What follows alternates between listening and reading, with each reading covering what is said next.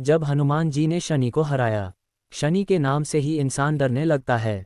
शनि की दशा एक बार चालू हो जाए तो 7.5 साल बाद ही पीछा छोड़ती है। लेकिन हनुमान भक्तों को शनि से डरने की थोड़ी भी जरूरत नहीं है। शनि ने एक बार हनुमान जी को भी डराना चाहा लेकिन उन्हें हार का सामना करना पड़ा। आइए जाने कैसे। एक बार संध्या समय हनुमान जी अपने आराध्य श्री राम का स्मरण कर रहे थे। उसी समय शनि देव पधारे। वह अत्यंत काले रंग के भीषण आकार के थे। वह अपना सिर प्रायः झुकाए रखते हैं। जिस पर अपनी दृष्टि डालते हैं वह अवश्य नष्ट हो जाता है। शनिदेव हनुमान के बाहुबल और पराक्रम को नहीं जानते थे। हनुमान ने उन्हें लंका में दशग्रीव के बंधन से मुक्त किया था। वह हनुमान जी से विनयपूर्वक किंतु कर्कश स्वर में बोले, हनुमान जी, मैं आपको सावधान करने आया हूँ। त्रेता की बात दूसरी थी, अब कलियुग प्रारंभ हो गया है। भगवान वासुदेव ने जिस क्षण अपनी अवतार लीला का समापन किया उसी क्षण से पृथ्वी पर कली का प्रभुत्व हो गया। ये कलियुग है। इस युग में आपका शरीर दुर्बल और मेरा बहुत बलिष्ठ हो गया है। अब आप पर मेरी 7.5 की दशा प्रभावी हो गई है। मैं आपके शरीर पर आ रहा हूँ।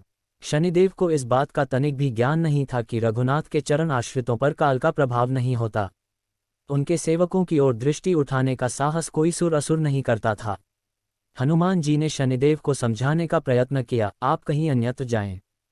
ग्रहों का प्रभाव पृथ्वी के मरणशील प्राणियों पर ही पड़ता है। मुझे अपने आराध्य का स्मरण करने दें। मेरे शरीर में श्री रघुनाथ जी के अतिरिक्त दूसरे किसी को स्थान नहीं मिल सकता। लेकिन शनिदेव को इससे संतोष नहीं मिला। वह बोले, मैं सृष्टिकर्ता के विधान से विवश हूँ। आप पृथ्वी पर रहते हैं, अतः आप मेरे प्रभुत्व क्षेत्र से बाहर नहीं हैं।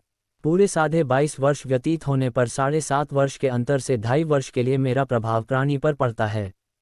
किंतु ये गौण प्रभाव है। आप पर मेरी 7.5 आज इसी समय से प्रभावी हो रही हो। मैं आपके शरीर पर आ रहा हूँ।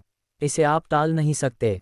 फिर हनुमान जी कहते हैं, जब आपको आना ही है तो आइए, अच्छा होता कि आप मुझ वृद्ध को छोड़ ही देते। फिर शनिदेव कहते हैं, कलियुग में पृथ्वी पर देवता या उपदेवता किसी को नहीं रहना चाहिए। सबको अपना आवास सूक्ष्म लोकों में रखना चाहिए। जो पृथ्वी पर रहेगा वह कलियुग के प्रभाव में रहेगा और उसे मेरी पीड़ा भोगनी पड़ेगी। और ग्रहों में मुझे अपने अग्रज यम का कार्य मिला है। मैं मुख्य मारक ग्रह हूँ और मृत्यु के सबसे निकट वृद्ध होते हैं। अतः मैं वृद्धों को कैसे छोड़ सकता हूँ। हनुमान जी पूछते हैं, आप मेरे शरीर पर कहाँ बैठने आ रहे हैं। शनिदेव गर्व से कहते हैं, प्राणी के सिर पर। मैं 2.5 वर्ष प्राणी के सिर पर रहकर उसकी बुद्धि विचलित बनाए रखता हूँ। मध्य के 2.5 वर्ष उसके उदर में स्थित रहकर उसके शरीर को अस्वस्थ बनाता हूँ व अंतिम 2.5 वर्ष पैरों में रहकर उसे भटकाता हूँ। फिर शनिदेव हनुमान जी के मस्तक पर आ बैठे तो हनुमान जी के सिर पर खाज हुई। इसे मिटाने के लिए हनुमान जी ने बड़ा पर्वत उठाकर सिर पर रख लिया। शनिदेव चिल्लाते हैं, यह क्या कर रहे हैं आप। फिर हनुमान जी कहते हैं, जैसे आप सृष्टिकर्ता के विधान से विवश हैं वैसे मैं भी अपने स्वभाव से विवश हूँ। मेरे मस्तक पर खाज मिटाने की यही उपचार पद्धति है। आप अपना कार्य करें और मैं अपना कार्य। ऐसा कहते ही हनुमान जी ने दूसरा पर्वत उठाकर सिर पर रख लिया। इस पर शनिदेव कहते हैं, आप इन्हें उतारिए, मैं संधि करने को तैयार हूँ।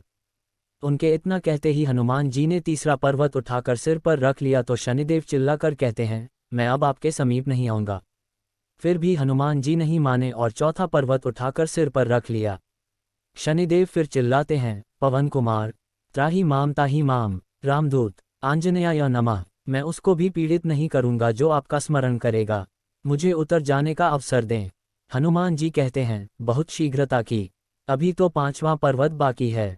इतने में ही शनि उनके पैरों में गिर गए और कहा, मैं सदैव आपको दिए वचनों को स्मरण रखूंगा।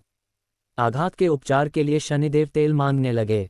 हनुमान जी तेल कहाँ देने वाले थे, इसीलिए शनिदेव आज भी तेल दान से तुष्ट होते हैं। कहानी अच्छी लगी हो तो लाइक और सब्सक्राइब करें।